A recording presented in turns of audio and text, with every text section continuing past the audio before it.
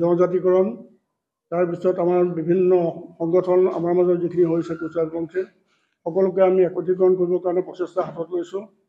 তাৰপাছত KLৰ যিটো ইছ্যু সেইটো শান্তি চুক্তিটো বিষয়টো আছে আৰু ডেভেলপমেণ্ট কাউন্সিল আপোনালোকে ইতিমধ্যে গম পাইছে সংবাদ মাধ্যমৰ যোগেদি তাত যথেষ্ট খেলি মেলিৰ সৃষ্টি হৈছে আৰু আমি বিচাৰোঁ KSC যিটো কমতাপুৰ অট'নমাছ কাউন্সিল এইটো ছেটেলাইট ছিষ্টেমত এণ্টায়াৰ অসমত প্ৰৱৰ্তন কৰিব লাগে। গতিকে ফাৰ্ষ্ট মই জনজাতিকৰণৰ কথাটো কৈছোঁ।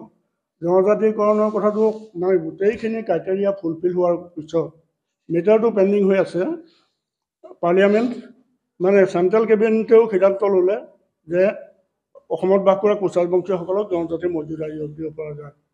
এতিয়া তাৰপিছত মেটাৰটো পাৰ্লিয়ামেণ্টত পেণ্ডিং হৈ আছে, মানে কেবিনেটে সিদ্ধান্ত লোৱাৰ পিছত ৰাজ্যসভাত ডিছকাশ্যন হ'ল, কিন্তু ডিটেইল ডিছকাশ্যন হ'বলৈ আজিলৈকে দিয়া নাই, যাৰ ফলত আমাৰ এই জনজাতিকৰণৰ বিষয়টোৰ ওপৰত যথেষ্টখিনি আমাৰ ক্ষোভ আছে আৰু আমি অনতিপলমে এই জনগোষ্ঠীটোক জনজাতিকৰণ কৰিবৰ কাৰণে আমি ৰাজ্য চৰকাৰ তথা চেণ্ট্ৰেল গভৰ্ণমেণ্টক আমি আহ্বান জনাইছোঁ।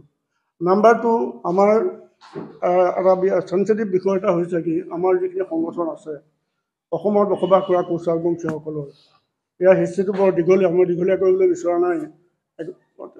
একত্ৰীকৰণ হোৱাটো আমি মানে বৃহত্তৰ স্বাৰ্থৰ খাতিৰত, গোটেই জাতিটোৰ স্বাৰ্থৰ খাতিৰত আমি একত্ৰীকৰণ হোৱাটো বিচাৰিছোঁ। আৰু ইতিমধ্যে আমি আজি গৌৰৱেই কৰিছোঁ যে আমাৰ আক্ৰাছুৰ প্ৰায় 3জন প্ৰেচিডেণ্ট আৰু ছেক্ৰেটেৰী, 4জন ছেক্ৰেটেৰী আৰু প্ৰেচিডেণ্টে আমাৰ ইয়াত অংশগ্ৰহণ কৰিছে। তেখেতসকলেও বক্তব্য ৰাখিব।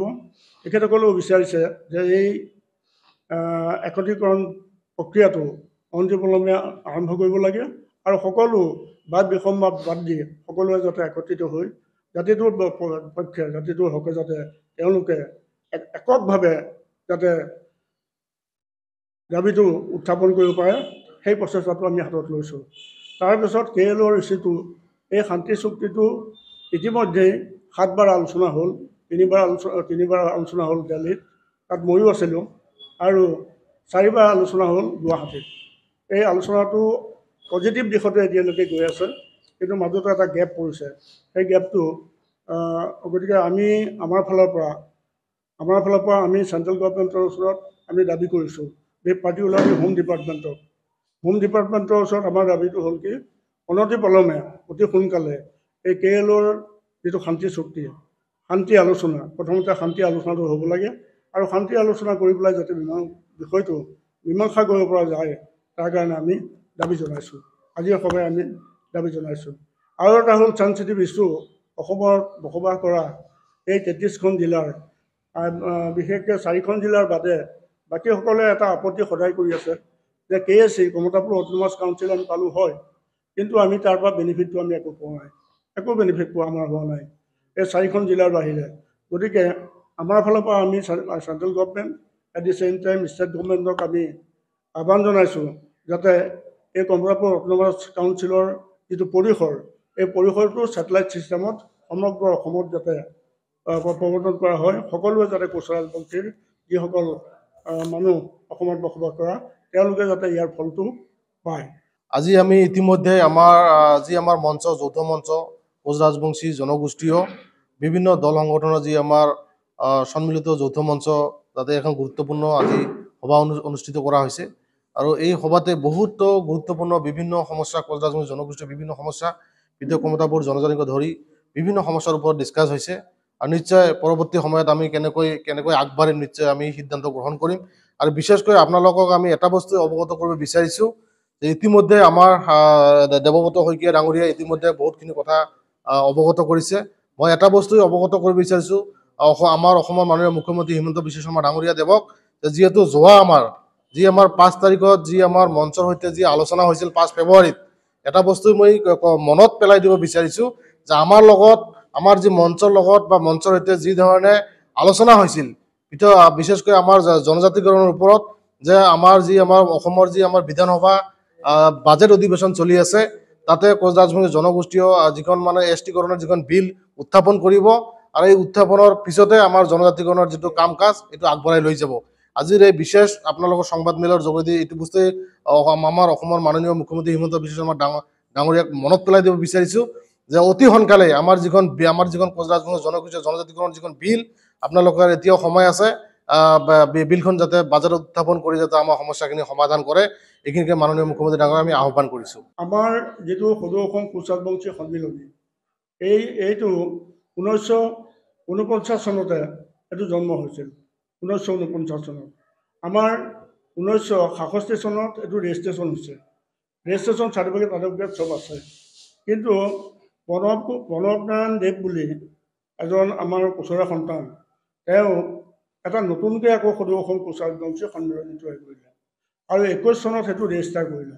ৰেজিষ্টাৰ কৰাৰ পিছত 2021 ৰেজিষ্টাৰ কৰিলে। ৰেজিষ্টাৰ কৰাৰ পিছত চল চক্ৰান্ত কৰি পেলাই তেওঁ ডেভেলপমেণ্ট আৰু যিটো অসমৰ কোচ ৰাজবংশীসকলৰ উন্নয়নৰ কাৰণে যিটো উন্নয়ন পৰিষদ গঠন কৰিছিল তাৰ সমস্তখিনি জলাঞ্জলি দিলে, দি পেলাই তেওঁ মানে এককভাৱে এই উন্নয়ন পৰিষদখন চলাবলৈ আৰম্ভ কৰিলে। যাৰ ফলত শেহতীয়াকৈ এটা বস্তু আপোনালোকৰ নিশ্চয় দৃষ্টিগোচৰ হৈছে আপোনালোকৰ যে 2,20,00,000 টকা চেংচন কৰিছিল যে যিবিলাক ACS ACSৰ প্ৰশিক্ষণ দিবৰ কাৰণে IS লেভেলৰ যিবিলাক ল'ৰা ছোৱালী আছে তেওঁলোকক প্ৰশিক্ষণ দিবৰ কাৰণে। কিন্তু এই টকাটোৰ মাত্ৰ এমাহ 1,20,00,000 1,20,00,000 টকা তেওঁ নিজে ৰাখি পেলাই 80 লাখ 2 কোটিহে আছিল 80 লাখ এই যিকেইটা ইনষ্টিটিউট দাম কৰিছে, দামটো কি আছিল?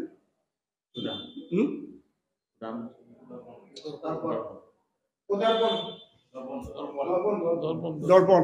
এই দৰ্পণক সেইটো কণ্ট্ৰেক্ট দিছে আৰু সেইটো ইতিমধ্যে কাগজৰ পত্ৰ সকলোতে ওলাই গৈছে। টিভিটো আমি দেখিছোঁ, মানে বিশেষকৈ print media, news media, electronic media সকলোতে এইটো বহুল প্ৰচাৰ হৈছে। গতিকে এই বিষয়টোৰ ওপৰত তদন্ত কৰিব লাগে ষ্টেট গভৰ্ণমেণ্টে।